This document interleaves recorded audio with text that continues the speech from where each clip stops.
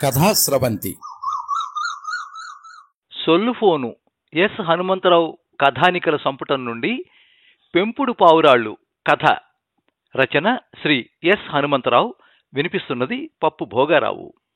Shri yes Hanumantharao గారి కలం పేరు ఎస్ హనుమంతరావు. వీరు పశ్చిమ గోదావరి జిల్లా సిద్ధాంతం గ్రామంలో 27/10/1957 జన్మించారు. ఉద్యోగం ఆకాశవాణి పరిపాలనా విభాగంలో హైదరాబాద్, విశాఖపట్నం కేంద్రాల్లో. కవితలు అలనాటి భారత్ నుండి అన్ని ప్రముఖ పత్రికల్లోనూ వచ్చాయి. కథలు ముఖ్యంగా ఆంధ్రప్రభ, దిన వారపత్రికలు, నవ్య వారపత్రిక ఆంధ్రప్రదేశ్లలో వచ్చాయి. బాల సాహిత్యం బాలజ్యోతి, ఆంధ్రప్రభ వారి చిన్నారి, నవ్య వారపత్రిక పాలపిట్ట శీర్షిక కింద వచ్చాయి. ఆంధ్రజ్యోతి వారపత్రిక ఎన్నో జోక్స్ను ప్రచురించింది. సాహిత్యేతర వ్యాసాలెన్నో ప్రముఖ పత్రికల్లో ప్రచురణకు నోచుకున్నాయి.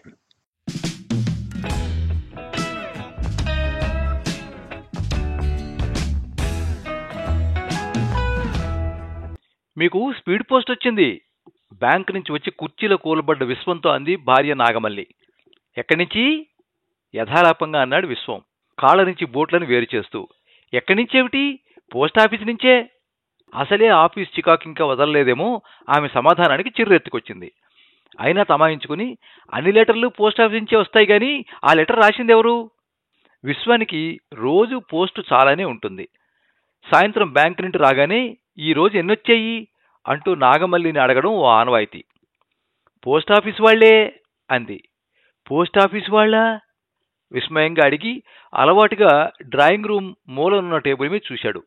టేబుల్ మీద కవర్లు రోజులానే. అవి పత్రికల నుండి తిరిగొచ్చిన కవర్లు. ఇంకా స్పష్టంగా చెప్పాలంటే తిరిగొచ్చిన కథలు.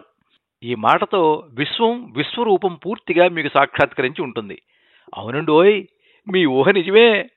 విశ్వం ఓ రచయిత, కథా రచయిత కావాలన్నది విశ్వం జీవితాశయం. అతని కాలేజీ రోజుల్లో ఈ ఆశయానికి బీజం పడింది. విశ్వం వాళ్ళ ఇల్లు జిల్లా గ్రంథాలయం పక్కనే. చిన్నప్పటి నుండే లైబ్రరీకి వెళ్లి పత్రికలు, పుస్తకాలు చదవడం అలవాటైంది అతనికి. ఊళ్ళో రచయితలు, కవులు నెలకోసారి లైబ్రరీలో సభ పెట్టేవారు.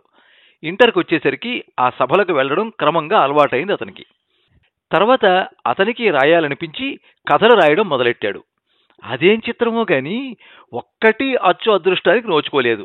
ఇప్పటికీ అలా అతనిలోని రచయితకి అచ్చి రాలేదు. విశ్వం ఉండేది సొంత ఊరు తాడేపల్లిగూడెంలోనే అయినా రాజమండ్రి ఇన్నిస్పేట డీలక్స్ సెంటర్లో ఉండే ఓ జాతీయ బ్యాంకు బ్రాంచీలో ఉద్యోగం. గూడెం నుండి షటిల్ చేస్తూ ఉంటాడు. రోజు పొద్దుటే 7:40 కల్లా స్టేషన్కి వచ్చి తనలా పొరుగుళ్ళలో ఉద్యోగాలు చేసే పాస్ హోల్డర్స్తో పిచ్చాపాటి మాట్లాడతాడు. మాట్లాడుతున్నా స్టేషన్లో ఉండే రకరకాల ప్రయాణికుల్ని, వారి హావభావాల్ని గమనిస్తూ కబుర్లు వింటూ ఉంటాడు. 40 నిమిషాల ప్రయాణంలో సైతం అతని పరిశీలన కొనసాగుతుంది. మళ్లీ సాయంత్రం రాజమండ్రి పెద్ద స్టేషన్కి చేరినప్పటి నుండి గూడెం వచ్చే వరకు ఈ తంతు డిటోనే. ఈ అలవాటే అతని కథలకు ముడిసరుకును సరఫరా చేస్తుంటుంది. 7-8 సంవత్సరాలుగా కథలు రాస్తున్నా రచనలతో పాటు బుద్ధిగా స్టాంపులు అంటించిన సొంత చిరునామా ఉన్న కవర్లను పంపుతాడు. అంచేత పత్రికల కార్యాలయాల్లో చెత్తబుట్టల కడుపు కొట్టి అతని కథలు టంచన్గా అతన్ని వెతుక్కుంటూ తిరిగొస్తుంటాయి. నాగమల్లి అతని కథల్ని పెంపుడు పావురాళ్ళు అని చమత్కరిస్తుంటుంది. టేబుల్ ముందున్న కుర్చీలో కూర్చుంటూ తపాలా శాఖ వారి స్పీడ్ పోస్ట్ కవర్ అందుకున్నాడు ఆత్రంగా విశ్వం. మళ్లీ ఎందుకో అనుమానం వచ్చి కవర్ మీద అడ్రస్ చూశాడు. అది తన చిరునామానే.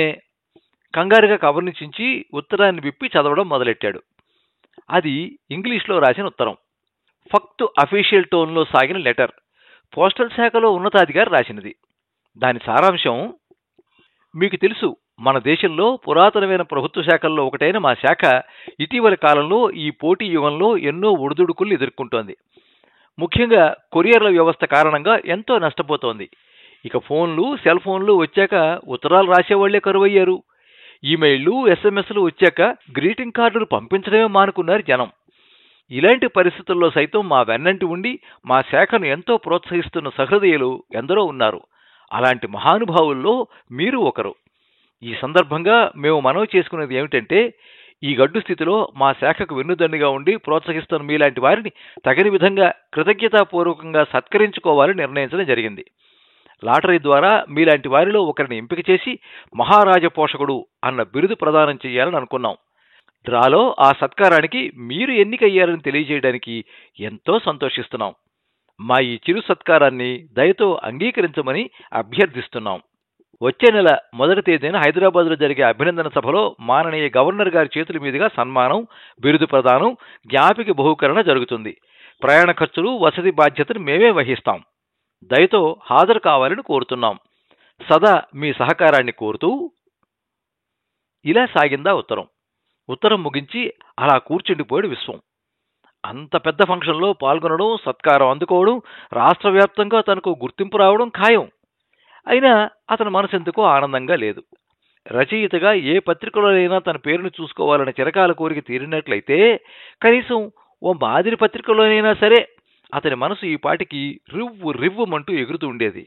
కానీ ఇలాంటి గుర్తింపు ఏ రచన అచ్చు కాకపోయినా నిజంగా విశ్వంది రచనా తపస్సే.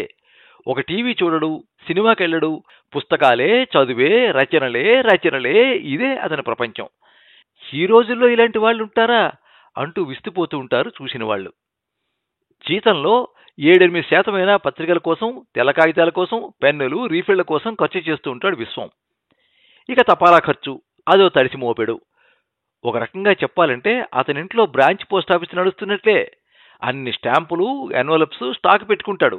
సాధారణంగా కథల్ని రాయడం, వాటిని ఫెయిర్ చేయడం రాత్రి వేళల్లో చేస్తూ ఉంటాడు, లేదా సెలవు రోజుల్లో. అప్పుడు పోస్టాఫీస్ ఉండదు కాబట్టి అలా స్టాక్ పెట్టుకుంటుంటాడు ముందు చూపుతో. అతని ఖాళీ సమయంలో రచనా వ్యాసంగంతో గడిచిపోతుంది. అయినా ఒక్క రచన అచ్చు కాకపోవడంతో ఒక దిగులు ఎప్పుడూ మనసులో గుచ్చుకుంటూనే ఉంటుంది. అతని సన్నిహితులు, ఆఫీసు వాళ్ళు అతన్ని మాటలతో గాయపరచాలనుకున్నప్పుడు అతనిపై తరచుగా ఉపయోగించే ఆయుధం రచయిత అన్న పదం. అది రెండంచుల కత్తిలా అతనిపై పనిచేస్తుంది. ఇలాంటి సందర్భాలలో అతను చాలా నిరాశ, నిస్పృహకు లోనవుతూ ఉంటాడు. ఎవరైనా మిత్రులుండగా కొత్త వ్యక్తులను పరిచయం చేసుకోవాలంటే నెర్వస్గా అనిపిస్తుంది విశ్వానికి. మిత్రుడు కొత్త వ్యక్తికి తనను పరిచయం చేస్తూ ఇతను రచయిత అని అంటారు. దాంతో ఆ మహాశయుడు ఏ పేరుతో రాస్తూ ఉంటారు, ఏ ఏ పత్రికల్లో మీ రచనలు వచ్చాయి అంటూ ప్రశ్నించడం, అబ్బే ఇంకా ఏం రాయలేదండి అని తాను ఇబ్బందిగా చెప్పడం చాలాసార్లు జరిగింది. ఇలాంటి అనుభవాలు చాలా బాధిస్తాయి విశ్వాన్ని. విశ్వం ఇబ్బంది తెలిసి కూడా కావాలని కొంతమంది అలాంటి సందర్భాల్ని కల్పిస్తూ ఆనందిస్తూ ఉంటారు. రచయితగా గుర్తింపు రాకపోయినా రచనల కారణంగానే ఇప్పుడు ఈ గుర్తింపు రావడం చిత్రంగా అనిపించింది విశ్వానికి. కొంచెం బాధతోనే హైదరాబాద్ వెళ్లి సన్మానం అందుకున్నాడు. పత్రికలు, ఛానళ్లు, బోలెడు ప్రచారం. పోస్టల్ వారి గెస్ట్ హౌస్లో ఉన్న విశ్వాన్ని ఓ వారపత్రిక ప్రతినిధి వచ్చి కలిశాడు. అది తన చిన్నతనం నుండి ఎంతో అభిమానించే పత్రిక. ఏ పత్రికలో తన కథ పడితే తన జన్మ ధన్యం అవుతుందని భావించేవాడో అదే పత్రిక నుంచి వచ్చాడా ప్రతినిధి. విశ్వం ఇంటర్వ్యూ కావాలన్నాడు. ఇంటర్వ్యూలో తన రచనా నేపథ్యం గురించి చెప్పేటప్పుడు ఎంత ఫిల్టర్ చేసినా నిట్టూర్పులు, కన్నీళ్లు అతని మాటల్లో వచ్చి చేరాయి. ఎట్టకేలకు అతని చిరకాల వాంఛ నెరవేరింది.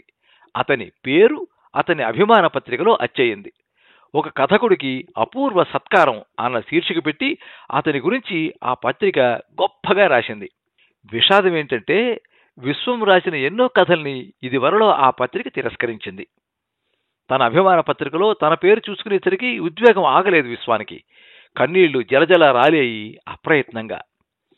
వీధిలో పాత పేపర్లు కొనే అతని అరుపులతో ఉలిక్కిపడి నిద్ర నుంచి లేచిన విశ్వం ఇదంతా కలేనా అనుకుంటూ నీరు కారిపోయాడు.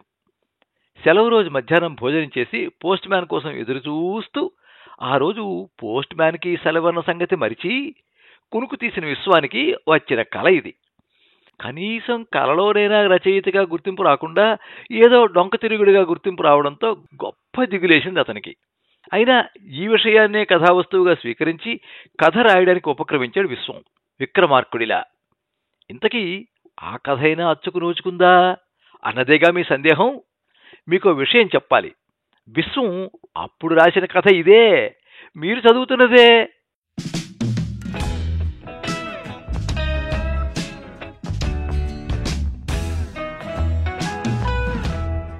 మీరింతవరకు పెంపుడు పావురాళ్ళు కథ విన్నారు.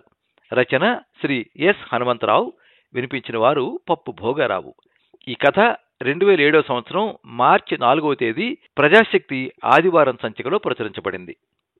ఈ వీడియోని లైక్ చేయండి, మీ మిత్రులందరికీ షేర్ చేయండి. ఇలాంటి మరిన్ని మంచి కథలు వినిపించడానికి ఈ ఛానల్ని సబ్స్క్రైబ్ చేసుకోండి. పక్కనే ఉండే బెల్ ఐకాన్ని క్లిక్ చేస్తే ఇలా అప్లోడ్ చేసే వీడియోల వివరాలన్నీ కూడా మీకు ఎప్పటికప్పుడు నోటిఫికేషన్ ద్వారా తెలుస్తాయి.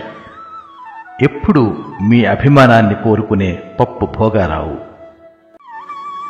సర్వే జనాః సుఖినో భవంతు. కథా స్రవంతి